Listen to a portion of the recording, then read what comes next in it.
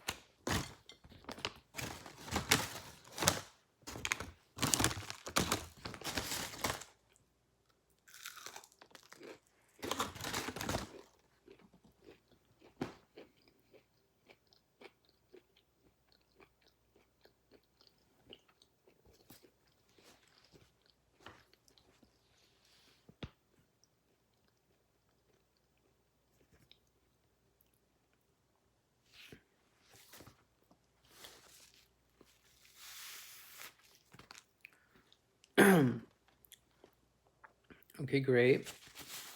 This completes the exposure part of the exercise. So one more thing we do before we end the exposure is we write our anxiety after we've done the anxiety-provoking act, which in this case was eating. All right. So you rate your anxiety level now of choking on food, which I did. It was a 3. So it went from a 10, and it would have stayed at a 10 if I didn't eat. And it would have went to a 20. And then next week, maybe it went to a 30. And then the next week, it would have went to a 40. And then I'd start freaking out and realizing I have anxiety. I'm not eating for 4 weeks. I feel sick. I'm confused. I feel faint. And I think all these horrible things. And that's when the bad thoughts start happening, the negative thoughts, you get all depressed. Because nutrition is really key to being good as well, to being mentally healthy. So they all kind of like attack you, right? Like as a gang. And that's why you got to start in the morning. First thing, for people with anxiety, get the video of the day, the video journal. So your anxiety is in check. You know where it is. You know where it is at. Excuse me. Most importantly, you know, you check it so that you don't let it become a problem 4 weeks down the line. Understand what I'm saying? If you deal with the anxiety every day, you won't have a big panic attack one day. Or if you do, you'll know how to manage it. You'll know how to safely sink into the anxiety, safely be at home and live in the anxiety. Yeah. So I'm just going to go through the thoughts real quick. I have thoughts and images I wanted to talk about. Actually, yeah, I just don't feel like... I'm going to write them down, but anything that kind of just sticks out at me, I'm going to talk about. I know there's a couple things I do want to talk about, so we'll see how far this goes. I might end up transitioning into my car just to have a cigarette because it's... yeah, I like to have a cigarette for me. So, first thought, of course, was I'm going... joke, right? Old friend. It began, I think psychologists call that anticipatory anxiety, where before an exposure, you feel anxiety level peaking, and so obviously that thought's going to come into play. Next thought was, or image was, I want to watch TV while eating. Yeah, I have the TV here, and I wanted to watch something, but I'm not very technologically savvy in terms of like being able to record a video while also casting YouTube to my TV. So I thought I had it all figured out, and then it didn't work. So moving on. Next thought was movie Snatch. Little white guy. There was a character in that movie Snatch. With the guy who was in Transporter. It was a little white guy, and it was just a really good movie. I remember there was also a scene. There's a song there called Golden Brown. So, next thought, the mama froze, explaining a student of his did not know meat came from animals. Yeah, I found this a very, very interesting thought. I was learning from online Islamic courses that one teacher's student didn't know that meat actually came from animals. Like, the teacher was giving a presentation on ethical eating and ethical meat. And I obviously... I took the courses as a sidetrack because of my OCPD. I want food, religion, right? I want to get it all together and holistically, not realizing that's not the best way to do things. Anyway, I did learn in this mistake that, this person's student didn't actually even know that meat that you get from a store, like salami, hamburgers, hot dogs, actually came from animals, slaughtered animals. He thought it literally just grew from the ground, like hot dogs just literally came from the ground. So that was interesting. I don't know why if I was there. But the next thought, it's related to it, so it might be Salam queer communities. Guys, I want to talk about this. It's huge. At the 519, where I live in Toronto, which is the community center down here, we have something called, I think it just started. It's called the Salam Queer Community. It's a gay Muslim community in downtown Toronto that meets the last Tuesday of every month from 6 to 8:30 p.m. at 519 Church Street, the community center there. And I've never been there. I wanted to go there yesterday because yesterday would have been their meeting, but I had work. I'm going to make it a special video I'm actually going to go there and review it for everybody who's in the GTA, who's interested in going, or who's just interested in gay Muslim relations and gay Muslim psychology, whatever. Because they talk about spirituality, they talk about sex, they talk about health, they talk about basically how it feels to be a gay Muslim. And I think it's a very, very good group for me. I think it's awesome to perhaps make a video reviewing it, saying what I can take back from it and sharing it with people. I think that'd be a great idea. Uh, big news. Next one is I want to eat the small one, referring to the onion rings, because they made some of them really big. And then, but mostly it was because I was feeling just like too much, like the food was too big. It was like an autism thing. Like it's just too much sensory overload going into my mouth. And then the next thought was, and I hate using profanity here, so I'll try my best not to, but that's because you like the D word. And then I wrote down automatic negative thought. Because it really is, like, I don't understand, like, where is this coming from? The self-hatred of being gay, right? Being so vile and crude about it. I just don't understand, like, gay people are like everybody else, and, like, you can be a good or bad person regardless of whether you're gay or not. That's not a very popular opinion. It's true, though, psychologically speaking. So, like, gay people have more of a predilection to any sort of crimes. Moving on.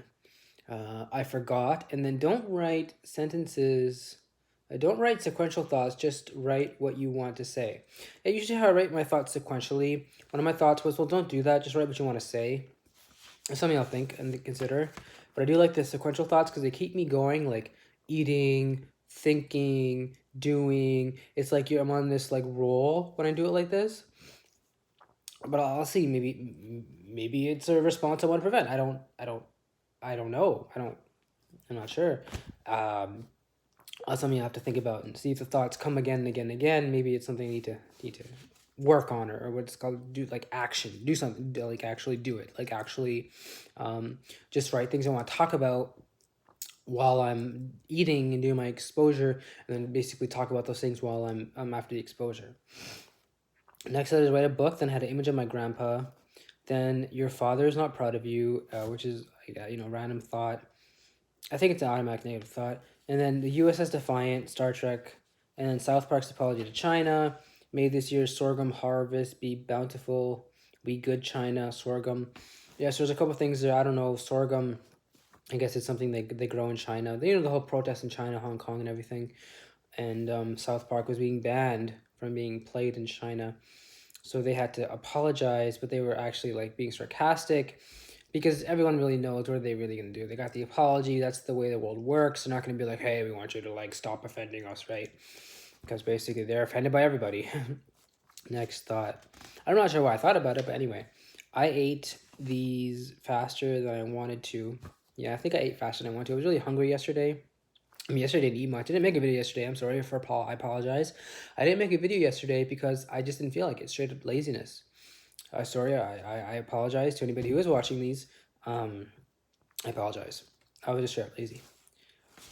Next thought. I'm going to get the hiccups. Yes. Because isn't it like when you eat too fast, you get the hiccups? So hopefully I won't. I'm going to drink some rest of this root beer. Hopefully ward that off real quick.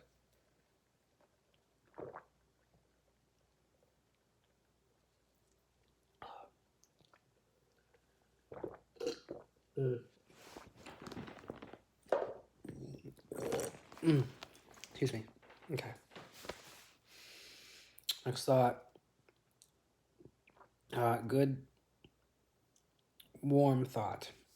Oh, yes, I don't remember the exact thought, but I just remember it being a very good warm thought. Very good, very warm, like wanted to press me, hug me, hold me. I felt very good about that thought. I couldn't actually say what the exact thought was. I'm going to start going like this from now on. I think it makes you look nicer. Whatever, next. Debating canceling my shift. So this is important. Talking about, I have work today, but my goals get messed up. Like I say things I want to do, and then I actually don't do them. Right?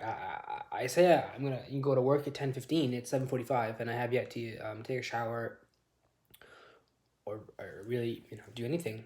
I literally just woke up about an hour ago, had some food, and so I'm thought to myself, why don't I just exit the shift and just do the lunch shift and not the morning shift? And this, I think this is crucial to my thinking. Like, why am I thinking this way? Why do I think it's acceptable to just last minute drop a shift when I told them, 48 hours in advance, basically, I could come for this shift? Like, what is going through my mind that is actually stopping me from doing this? I don't know. I really don't know. Like, I really don't. I know. I wish I had more information on that. But I know I wanted to write it down and talk about it because I think that's a theme. One of the themes, besides my homosexuality and my Islam, that's coming to light with these thought records is lack of goals. Lack of goals, lack of goal setting, lack of going to work, lack of having ambition, drive, motivation, focus.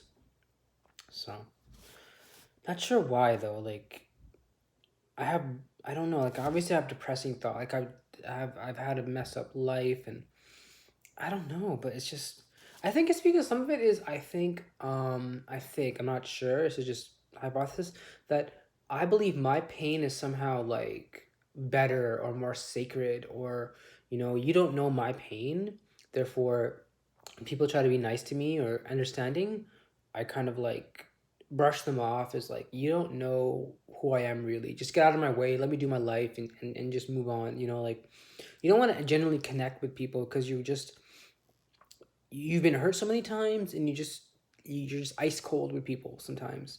And it's I don't know, you just get so like, you're walking around and you just think like, I wish people would just get out of my way, and I'm sick of them and I don't want to talk to them. And then you put on this front though, just to appear that like you don't, because when you look depressed, people like like, I don't know, I'm not sure, was that even a hypothesis? Moving on. Let's see here. I'm going to get the hiccups. Don't you want to be someone who skip the dishes counts on? So this, I think, goes back to the other thought. Like, don't you want to like be a part of something not bigger, but don't you want to It goes back to when I was working at Gino's Pizza.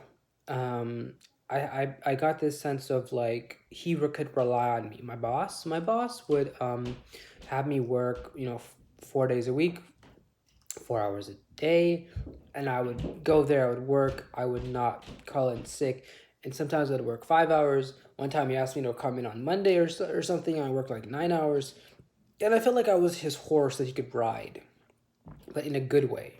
Like, I was the good employee, the model employee. I'd always show up for work. I'd be there. I'd be, ready to help with everything. And so I think it's my brain kind of saying that the reason I want to work is because it feeds the self-fulfillment. And the self-fulfillment, it drives my working, you see? So I think my mind is trying to say, like, you could be unfocused. Having said that, in the past you have a history of being like a worker who could keep a job, right? It's not like you could not keep a job. Um. Then we have, ooh, I'm choking. Odd how I had it in the beginning and then almost at the end here. But there it is again. Yeah, I think I was eating and I distinctly remember it too. I think it was right after a part of the chicken I was eating was like, how it's like, not really chicken, but like how they cut the chicken. So there's like those tendons. I was eating like a tendon. So it tasted different. It tasted like, just more like you got to chew it more. So that's where I think I'm choking came from. Not entirely sure. Next thought. Chip Coffee is a pedophile. Dude, don't ask me why I have some of these thoughts. They make no sense. Chip Coffee, he was a guy. He was a psychic on A&E show Psychic Children. Remember this show? He would help. Okay, so he would help. I found it really funny. I just found it really funny how he would teach these children how to communicate with the dead. When I first watched it, I thought, wow, he's so cool. But once you think about it and you realize what people have been saying about Chip Coffee, you realize it's kind of funny and almost harmful. See, what he would do is he would bring the children in one by one, Okay, already onto a good start, right? They would go up to the attic with him, and basically they would sit there and like kind of like pretend, or I guess talk to the dead. And they would say like, like, what is your name? Can you give us a sign? Can you make a noise? And it was kind of hilarious because basically once they got this like sign, like a door knocked or I felt a wind or whatever, right? They would all leave because the kids would get scared, and Chip Coffee would be like, see, that's how you talk to the dead. And then they would both leave. Like, because it doesn't make sense, because if they really wanted to talk to the dead, wouldn't they just then and stay? Right, and talk to the dead and be like, hi, how you guys doing? I just, and get more manifestations and signs, but they'd be like, oh, we're too scared. But it was almost like a drive-through entertainment experience of being of psychic children, psychicness, psychic powers, or whatever. Not really funny. Moving on. And there is an allegation he was a pedophile. On the internet. Okay, whatever. Next, I only have 2 pairs of shirts. It's odd that I said shirts. I'm sorry, it's odd that I said pairs because I only have 2 shirts. I don't have 2 pairs of shirts. I have 2 shirts. Odd. How the brain says that sometimes. Next image was actually one of the deliveries I did.